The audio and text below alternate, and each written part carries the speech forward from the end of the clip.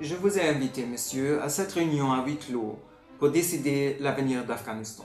Votre Afghanistan, monsieur Karzai, qui à cause de ses achats illégaux d'armes nucléaires devient une menace non négligeable pour les pays du premier monde.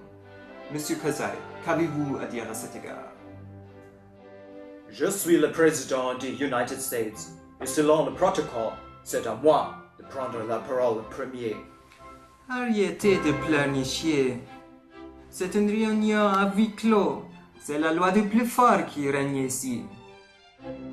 Karzai, mon fils, vas-y, commence. Que voulez-vous que je vous dise? Nous sommes un État islamique et c'est normal que les États-Unis, les United States, nous font porter le chapeau d'ennemi d'État numéro 1. Et pour le reste, cette accusation que nous soyons une menace est complètement fausse. Nous ne possédons ni armes nucléaires, ni sommes-nous hostiles envers le premier monde. Il a dit la même chose contre Ben Laden, jusqu'à ce que nos satellites aient détecté sa cachette en Afghanistan.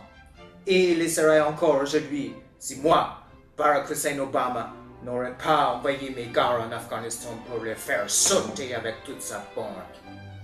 Quel exploit! Après avoir annexé notre pays, je voulais dire libéré, et l'avoir détruit. Pendant un moment, Ben Laden était notre seule source de revenus. Expliquez-vous, monsieur. Vous pensez quand même pas qu'on cache un homme recherché comme Ben Laden gratuitement? Certainement pas. Ça se paye.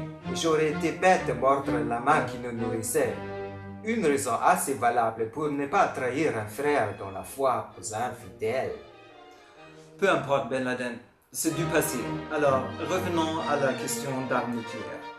Si Karzai dit qu'il n'en a pas, c'est parce qu'il n'en a pas. Ce n'est pas ce qu'on dit. Que voulez-vous dire par là? Que toutes vos informations ne s'appuient que sur des dictons? À moins que vous soyez si certain de vous, parce que c'est vous qui les auriez vendus à l'Afghanistan. C'est pourtant vous, monsieur Poutine, qu'on nomme comme fournisseur. L'Afghanistan n'a pas besoin d'armes nucléaires, puisqu'elle a toute la Russie derrière elle comme alliée.